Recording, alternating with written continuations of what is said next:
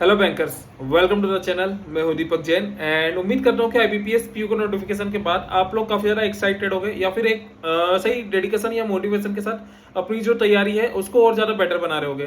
क्योंकि क्या है ना कि आपकी अभी कुछ दिन जो आपके तैयारी के रहेंगे, ये आपके कुछ दिनों की मेहनत आपके आने वाली जिंदगी के पन्ने लिख रही है। ठीक है, तो उम्मीद करता हूँ कि आप लोग पूरे डेडिकेशन के साथ तैयारी में लगे होंगे।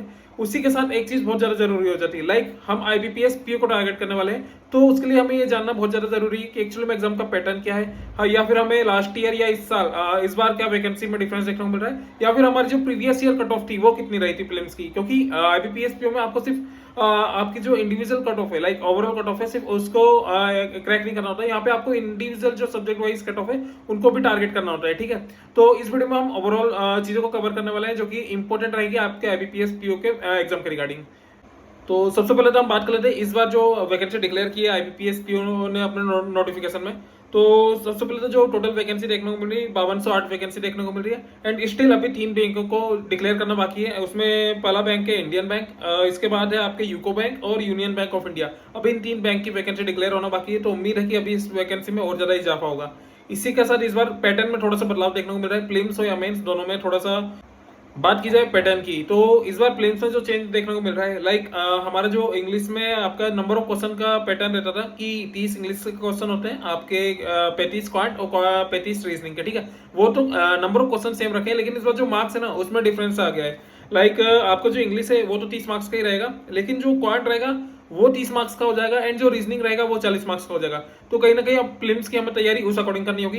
एंड अगर मेंस की बात की जाए तो मेंस में जो आपको चेंजेस देखने को मिल रहे हैं, लाइक मेंस में आपका जो रीजनिंग रहेगा वो 40 क्वेश्चन रहेंगे 60 मार्क्स के।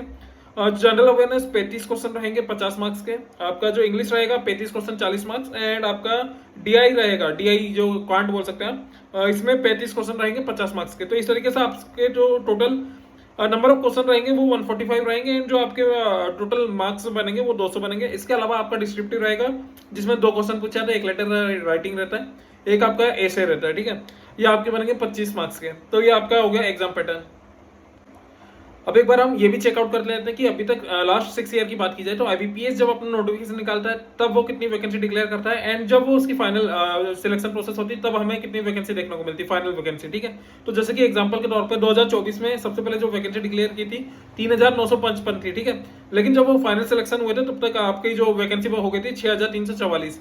ऐसे ही 2023 की बात की जाए तो इसमें आपकी 3049 वैकेंसी डिक्लेयर हुई थी सबसे पहले स्टार्टिंग में नोटिफिकेशन में। जो आपके फाइनल सिलेक्शन हुए थे वो हुए थे 5510। 2022 की बात की जाए तो 6432 डिक्लेयर की गई थी, 7402 के सिलेक्शन हुए थे। तो डिफरेंस समझ रहे हो कि गाइज हम जितनी वैकेंसी अभी लेके चल रहे हैं अभी इससे और इजाफा होगा इनमें। एंड हमें मतलब देखो, हमें तो हमारी जो मेहनत है, जो कोशिश, उसमें कोई कमी नहीं रखनी है। हम लोग जितनी वैकेंसी उसको ही टारगेट करके भी चलेंगे तो भी हमारे पास सफिशिएंट वैकेंसी है अपना जो कंपटीशन उसको बनाए रखने के लिए। ठीक है, अब हम चेकआउट करते हैं कुछ हमारे प्रीवियस ईयर कट ऑफ को। इससे आपको ना एक्चुअल में अंदाजा लगेगा कि जिस चीज से आप एक्चुअल में डर रहे हैं ना कि यार लेवल का पेपर हार्ड है, लेवल का पेपर हार्ड है, लेकिन भाई अगर पेपर का लेवल हार्ड है तो आपका कहीं ना कहीं कट ऑफ भी डाउन जाता है। तो पेपर का लेवल हार्ड होना आपके लिए कोई डिफिकल्ट मतलब कोई बड़ा टास्क नहीं है, वो सभी के लिए हार्ड है।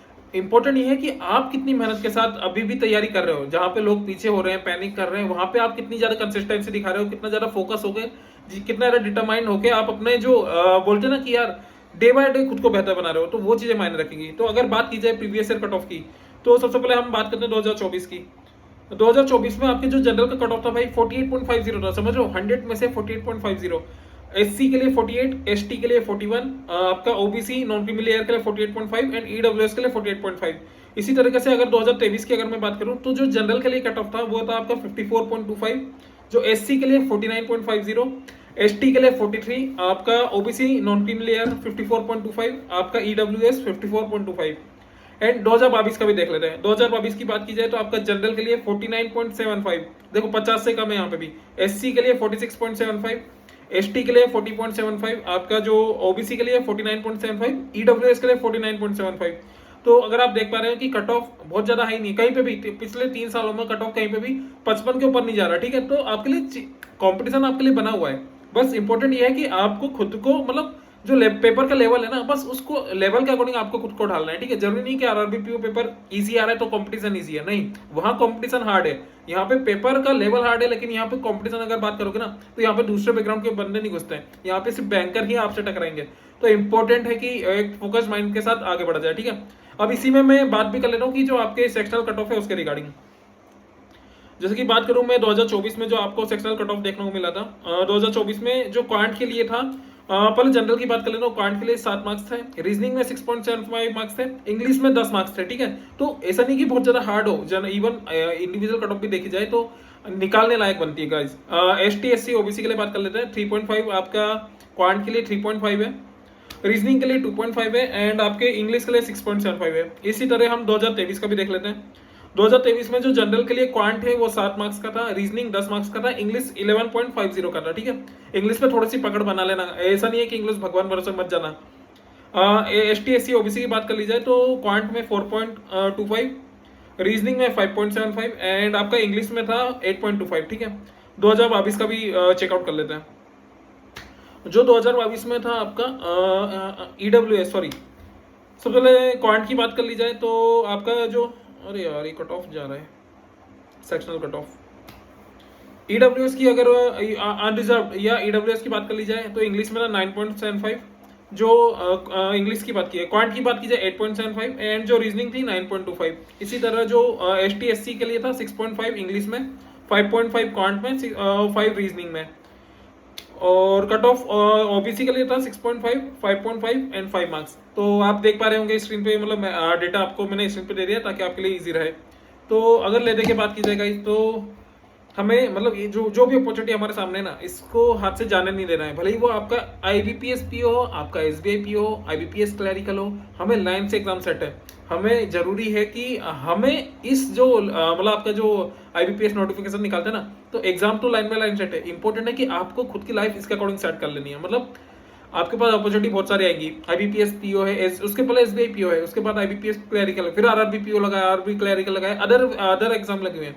तो चीजें समझ रहे हो कि यार ये आपके पास जो एंड का ईयर आएगा ना, तब आपके पास बहाने ना बचे कि यार ये रीजन था, इस कारण से मैं एग्जाम नहीं निकल पाया। आपके पास अभी इस मोमेंट पे जीत की एक वजह होनी चाहिए, अपने सिलेक्शन की एक वजह ढूंढो कि क्या, मतलब यार तुम्हारी लाइफ है और तुम्हारी लाइफ यहीं से डिसाइड होने वाली है। तो ये इससे ज्यादा कोई और, मतलब इससे ज्यादा इंपॉर्टेंट कोई और मोटिवेशन हो ही नहीं सकता, ठीक है।